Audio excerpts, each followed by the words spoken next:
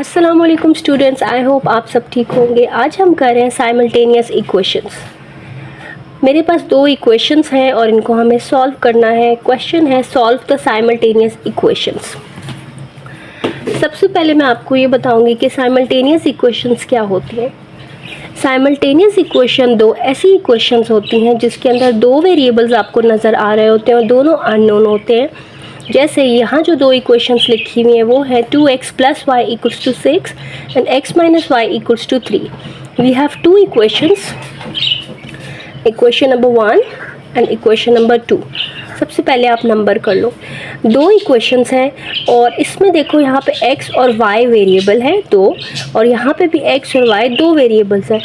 तो दो इक्वेशंस के अंदर दो वेरिएबल्स हैं और दोनों अननोन्स हैं, यानी दोनों की वैल्यू आपने फाइंड आउट करनी है। सॉल्व करने का मतलब ये होता है कि इनकी वैल्यूज़ फाइंड करें जो वेरिएबल्स नज़र आ रहे हैं। ये अननोन वेरिएबल्स हैं और साइमल्टेनियस इनको हम इसलिए कहते हैं क्योंकि साइमल्टेनियस का मतलब होता है इकट्ठा। इन दोनों इक्वेशंस को इकट्ठा सॉल्व किया जा सकता है। ऐसे नहीं हो सकता कि मैं एक इक्वेशन ले लूँ ये पहली और इसमें से x या y ढूंढ लूँ या उसकी वैल्यू फाइंड कर लूँ। It's not possible. Two equations have to be solve together. इकट्ठे ही सॉल्व होंगी, इसीलिए इसको साइमल्टेनियस इक्वेशंस कहा जाता है। साइमल्टेनियस इक्वेशंस को सॉल्व करने के डिफरेंट मेथड्स होते हैं, लेकिन आज मैं आपको बता रही हूँ सब्स्टिट्यूशन मेथड। सब्स्टिट्यूशन का मतलब होता है कि एक की जगह पे कोई दूसरी चीज़ लगाना, यानी यहाँ भी हम यही करेंगे कि एक वेरिएबल की वैल्यू फाइंड करेंगे एक इक्वेशन से और दूसरी इक्वेशन में पुट कर देंगे। तो सॉल्यूशन स्टार्ट करते हैं।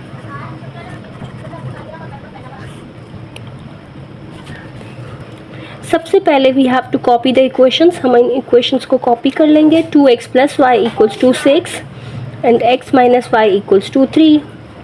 This is 1 and this is 2. The first thing that you have to do is to number the equation. Number करो इक्वेशंस को। हमने नंबर कर लिया है। अब हम ये करेंगे, क्योंकि हम सब्स्टिट्यूशन मेथड यूज़ कर रहे हैं तो एक वेरिएबल की वैल्यू फाइंड करेंगे किसी एक इक्वेशन से। अब यहाँ देखो x और y, x का कोएफिशिएंट है 2 और y का कोएफिशिएंट है 1। y के साथ कुछ नज़र नहीं आ रहा ना, तो y का कोएफिशिएंट 1 है। यहाँ पे x का कोएफिशिएंट 1 और y का भी 1। तो किसी भी इक्वेशन से x या y किसी एक की वैल्यू फाइंड कर लो। तो वैल्यू फाइंड करना उस वेरिएबल की आसान होता है जिसका कोएफिशिएंट 1 हो। जैसे अगर मैं पहली इक्वेशन लेती हूँ तो इसमें से y की वैल्यू ढूंढना बहुत ईजी है, तो वही करते हैं। So from equation number 1 we have 2x + y = 6। Equation 1 को मैंने पहले कॉपी किया और यहाँ से मैं y की वैल्यू फाइंड करूँगी क्योंकि इसके साथ 1 है। जिसके साथ 1 हो उसकी वैल्यू फाइंड करना बहुत आसान होता है। आप सिर्फ ये करोगे 2x को दूसरी साइड पे शिफ्ट कर दोगे, उधर जाके वो माइनस हो जाएगा। सो y = 6 - 2x is a new equation. इसको मैं इक्वेशन नंबर 3 कह देती हूँ। ये y की हमने एक तरह से वैल्यू फाइंड कर ली है फ्रॉम इक्वेशन नंबर 1।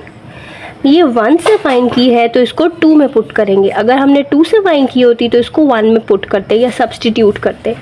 अभी हमने इस इक्वेशन 1 से 3 बनाई है तो 3 को अब 2 में यूज़ करना है। सो यूजिंग 3 इन 2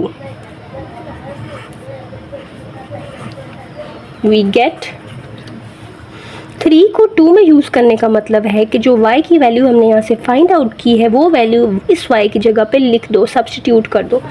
तो 2 इक्वेशन है x - y = 3। पहले आप ये इक्वेशन लिख लो, फिर इसमें पुट करो। अब 3 को इसमें यूज़ करना है, यानी y = 6 - 2x पुट कर। x को नहीं छेड़ना, x को ऐसे ही लिखेंगे, माइनस y की जगह पे इसकी ये वैल्यू सब्स्टिट्यूट कर दो। तो इसको ब्रैकेट में करोगे = दिस 3। ये हो गया x माइनस के बाद जो ब्रैकेट ओपन होती है उसके अंदर का साइन चेंज हो जाता है, इसलिए प्लस हो जाएगा। अब लाइक टर्म्स को सॉल्व कर लो। x और 2x, x + 2x is 3x, -6 को दूसरी साइड पे ले जाओ तो वो 3 + 6 हो जाएगा, विच इज़ 9। अब आपके पास आ गया 3x = 9। अब देखो y यहाँ से एलिमिनेट हो गया, y अब ख़त्म हो गया इस इक्वेशन से, तो इजीली अब ये सॉल्व हो जाएगी। अब ये लीनियर इक्वेशन इन x रह गई है।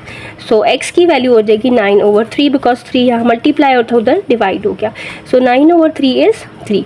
सो हमारे पास आ गया है x = 3। एक वेरिएबल की वैल्यू फाइंड कर लिया। जब एक वेरिएबल की वैल्यू आ जाए तो इसको आपने हमेशा 3 में पुट कर देना है सब्स्टिट्यूशन मेथड में। ये जो वेरिएबल आया है इसको हम लिखेंगे using x is equal to 3 in equation 3। So equation 3 है y is equal to 6 minus 2 times x। x की जगह पे यहाँ x की ये वैल्यू लगा दो। 6 माइनस 2 3 इज 6, 6 माइनस 6 इज 0, तो y की भी वैल्यू आ गई, y आ गया 0। x 3 और y जो है वो 0, तो यहाँ हमारे पास जो आंसर आ रहा है वो आ रहा है x is equal to 3 and y is equal to 0। This is the solution set. इसको हम सेट इसलिए बोलते हैं कि इसमें दो आंसर्स आ रहे हैं, ठीक है, दो वैल्यूज़ आ रही हैं। तो ये हमारे पास आंसर आया है इस सिस्टम ऑफ इक्वेशन का, जो आपको ये दिया हुआ था। So this is the answer. I hope you like the video. If you did, don't forget to subscribe my channel